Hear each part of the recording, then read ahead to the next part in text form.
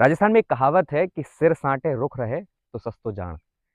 यानी कि अगर सिर कटाने से भी कोई पेड़ जिंदा रहता है तो ये नुकसान का सौदा नहीं है। ये जो मेरे पीछे पेड़ देख रहे हैं, ये है खेजड़ी का पेड़। राजस्थान का राज्य वृक्ष कहा जाता है इसे। 1983 में इस वृक्ष को राज्य वृक्ष घोषित किया गया राजस्थान सरकार की ओर से। और राज्य वृक्ष घोषित करने के पीछे कई कारण हैं, क्योंकि इस पेड़ की अपनी विशेषताएं हैं। पत्तियों से शुरू करता हूँ। साल भर ये पेड़ हरा भरा रहता है और इसकी पत्तियां यहाँ भेड़ बकरियों के लिए बहुत पौष्टिक हैं। ये जो तना है, इसकी छाल के अपनी मेडिकल प्रॉपर्टीज हैं, औषधीय गुण हैं। इसके आटे का भी इस्तेमाल होता है। इस छाल को पीस कर आटे में मिलाकर रोटियां बनाई जाती हैं। इस पेड़ की जड़ों में राइजोबियम नाम का जो जीवाणु होता है वो रहता है, वो स्टोर रहता है, जिसकी वजह से नाइट्रोजन बना रहता है धरती में। चूंकि ये दलहन कुल का पेड़ है, जिस वजह से इस पेड़ के आसपास रहने से उस खेत में अच्छी पैदावार भी होती है। और इसी पेड़ में फल लगता है सांगरी का, जिसकी यहाँ पर सब्जी भी बनाई जाती है। तो ये बेहद खास पेड़ है और कहा यह भी जाता है खेजड़ी के लिए कि जिसके पास खेजड़ी का पेड़ है वो अकाल में मर नहीं सकता। 1899 का वक्त था जब राजस्थान में छपनिया अकाल पड़ा था।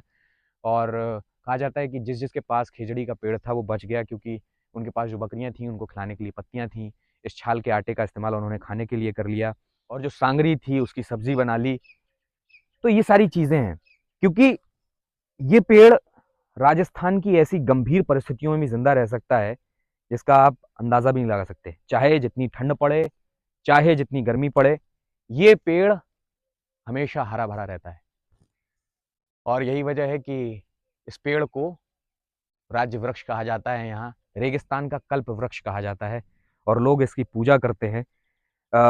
एक और चीज आपको यहाँ बताऊं, 1730 में आपको याद हो तो राजस्थान में इमरती बाई, अमृता देवी के नेतृत्व में एक अभियान चलाया गया था पेड़ों को बचाने के लिए।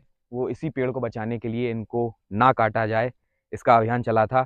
और यहाँ पर महिलाओं ने पेड़ों से चिपक कर जान दे दी थी। 363 लोग उस दरमियान मरे थे।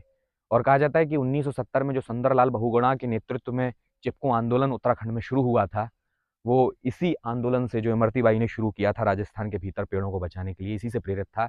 लोग जब पेड़ों को चिपक जाते थे काटने नहीं देते थे। तो ये थी इस पेड़ की विशेषता। और ये पेड़ बेहद ख़ास है राजस्थान के लिए। ऐसे नामाकूल माहौल में जहाँ पर लोग डटे हुए हैं, उनको प्रेरणा देता है। ये वृक्ष भी वैसे ही डटा रहता है, हरा भरा रहता है।